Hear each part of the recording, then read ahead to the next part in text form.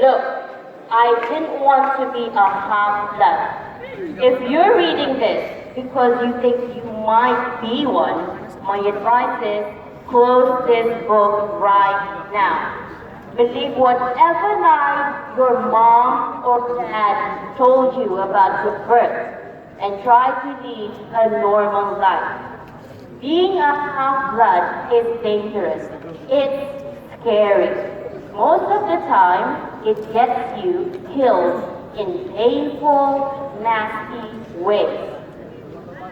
If you're a normal kid reading this because you think it's fiction, great, read on. I envy you for being able to believe that none of this ever happened. But if you recognize yourself in these stages, if you feel something stirring inside, stop reading immediately. You might be one of us.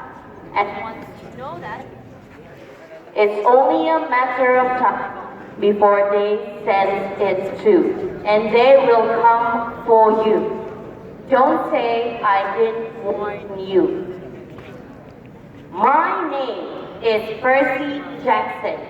I'm 12 years old. Until a few moments ago, I was a boarding student at Yancey Academy, a private school for troubled kids in upstate New York. Am I a troubled kid?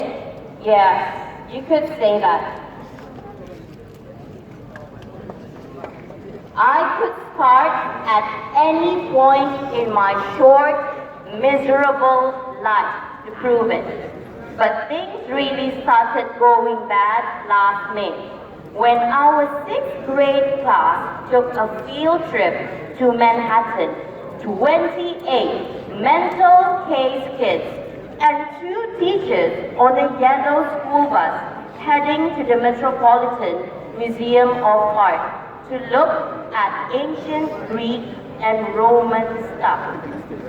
I know, it sounds like torture. Most Yancey field trips were. But Mr. Brunner, our Latin teacher, was leading this trip, so I had hopes. Mr. Brunner was this middle-aged guy in a motorized wheelchair.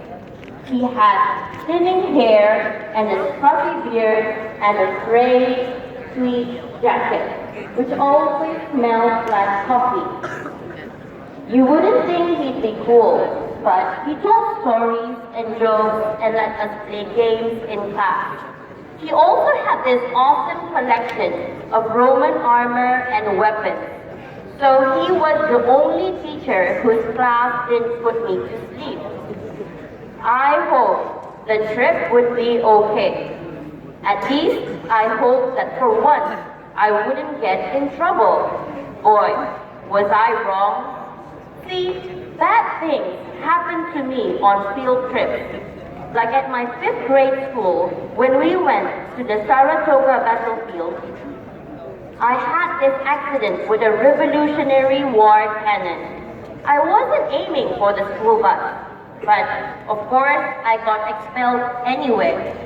And before that, at my 4th grade school, when we took a behind-the-scenes tour of the Marine World Shark Pool, I sort of hit the wrong lever on the catwalk, and our class took an unplanned swim.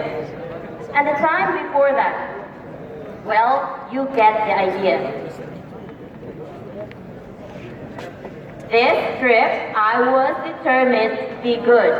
All the way into the city, I put up with Nancy Bobofit, the freckly, red-headed kleptomaniac girl, hitting my best friend Grover in the back of the head with chunks of peanut butter and ketchup sandwich.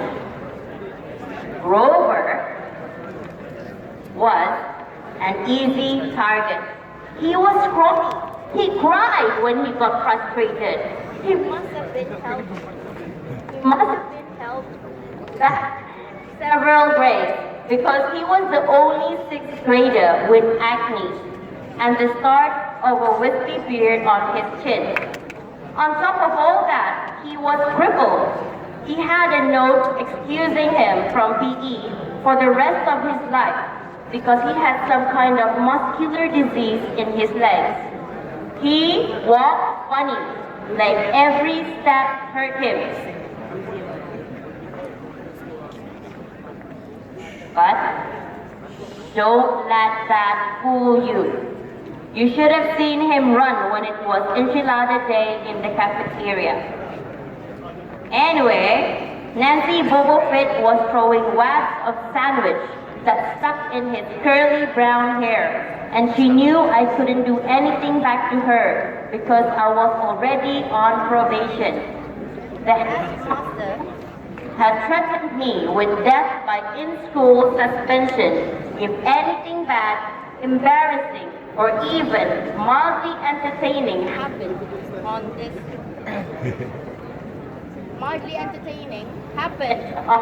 trip.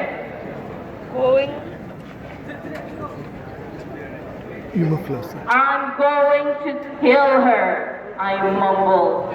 Grover tried to calm me down. It's okay, I like peanut butter. He dodged another piece of Nancy's lunch. That's it! I started to get up, but Grover pulled me back to my seat. You're already on probation, he reminded me. You know who will get blamed if anything happens? Looking back on it, I wish I'd left Nancy Bobo Fit right then and there. In-school suspension would have been nothing compared to the mess I was about to get myself into. Yay!